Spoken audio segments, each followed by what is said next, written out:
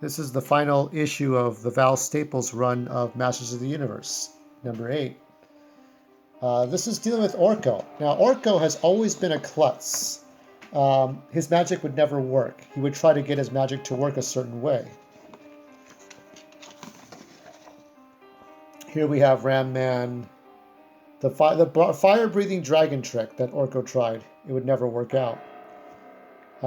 Prince Adam and Cringer, they feel bad, but what can you do? He just wants to run away from home.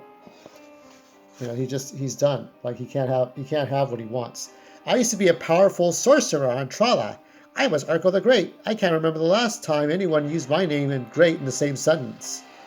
So these are his friends from Trala, other wizards. So like he had this wand, but here he's just a court jester.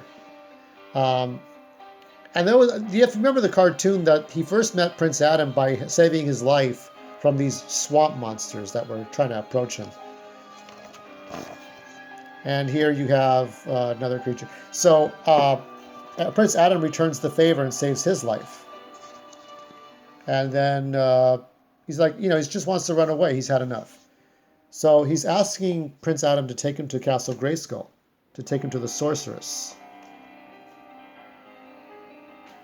And the sorceress says, "Very well, Orko, but as before, it will take me some time for me to prepare the spell to return you home. And I need you to find something before I can complete it. I need a special item for the ruins of Zalasia." So they have to go back to the Faceless One. And this we go back to the Master Magician from the past and King Grayskull. So this is dealing with the wisdom of Trala. There's a whole history of Trala and He-Man and all that.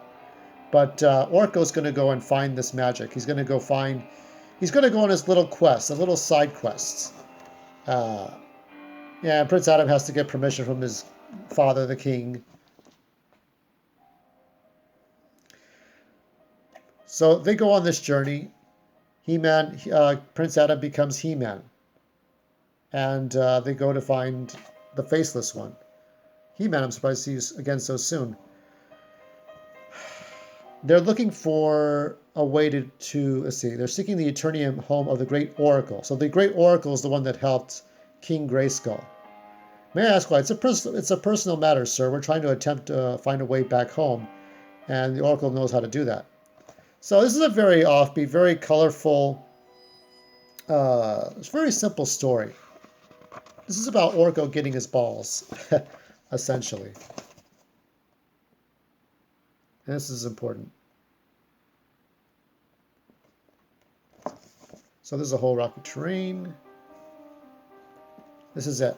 So this is the, do you remember though, this is a disguise. This is a disguise for that weird ancient Trollan that talked to King Grayskull. So here he asks him a question. "Hello, Orko the Great. I'm afraid if you are seeing this particular spell, then you have come too early. I am only the shadow of the present Oracle, and at present, I can only give you information that you've come to seek. First of all, why do you seek to return to Trala?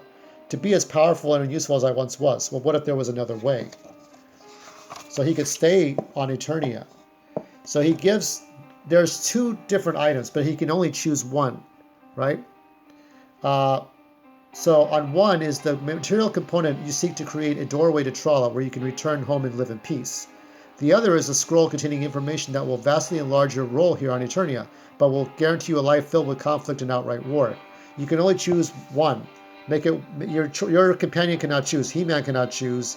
Cringer, Man-at-Arms, nobody can choose. You must stand by your decision, Orko. Your selection is irreversible. The only advice I can give you is that every living being has a destiny, a path they must travel.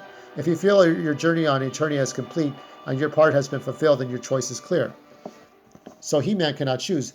But he tells him that when he first met the Sorceress and Man-at-Arms, that he didn't believe in anything he was doing. But it was his father's life being put in jeopardy that made him take up his sword.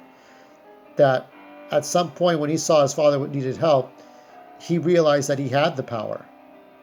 And now he can't imagine not being He-Man. So without He-Man, I guess Prince Adam was kind of a joke, and that's the way Orko would feel. So there's a great earthquake coming. This is kind of like the sandworms. So force him to make his decision now. So He-Man fights the sandworms, and Orko has to pick something. If I use my magic, it might hurt He-Man. So if actually fights the sandworms, whole thing going on here. So they gotta go now. So there's a whole earthquake because the sandworms caused an earthquake in the ancient temple of the ancient Trollan. So he chose the map. And it dawned on me, the oracle, he was Trollan, he had to be.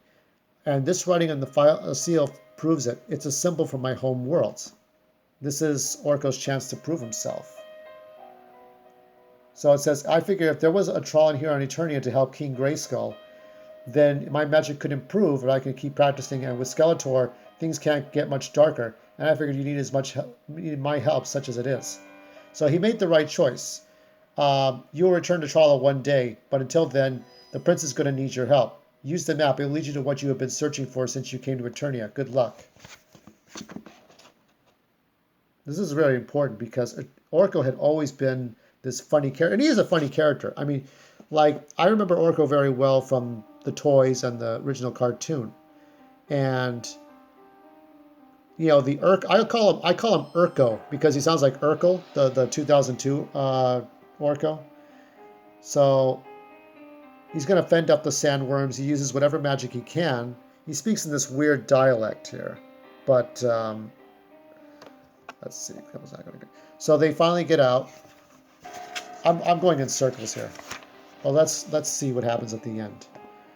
Lords and ladies, I'm sorry to keep you all waiting. Allow me to present you Orko the Great. Thank you, Prince Adam. And now for those in attendance. You will note that there is nothing up my sleeve, and at no time do my hands... Wait, there is something. Your wand. So is this little imp's magic safer or more dangerous, says Fisto. There's only one way to find out, Fisto. Let's do some magic. And that is the last chapter of the Val Staples run. The last, Image, independent comic. So this is a long letter that Val Staples wrote out. What happened was Mattel didn't sell enough toys. So they canceled the cartoon. They canceled the toys. They told Val Staples to stop making more comics. You can't create your own characters. Then they had the nerve to go and try to take over He-Man.org and try to claim it. And then like 7/8 of the audience told Mattel to go fuck themselves. But that's a whole other chapter there. And there's more from Emiliano Santalucia, who helped with the writing and the art. Good journey. So it's thank you and good journey. So this is taken from the Scareglow comic, and there's some last art. This is really the end. That's it. Nothing more to say. Nothing more to do. Next, I probably won't do this until next week, but next week will be it's Invincible. Will be the DC comics. We'll start with Injustice, and then we'll go forward with the volumes with She-Ra, and then the Eternity War, and then you'll kind of get a almost complete picture of what Eternia was like.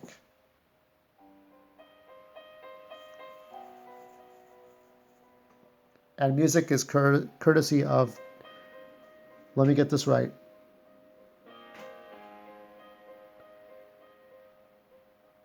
Dylan Owen.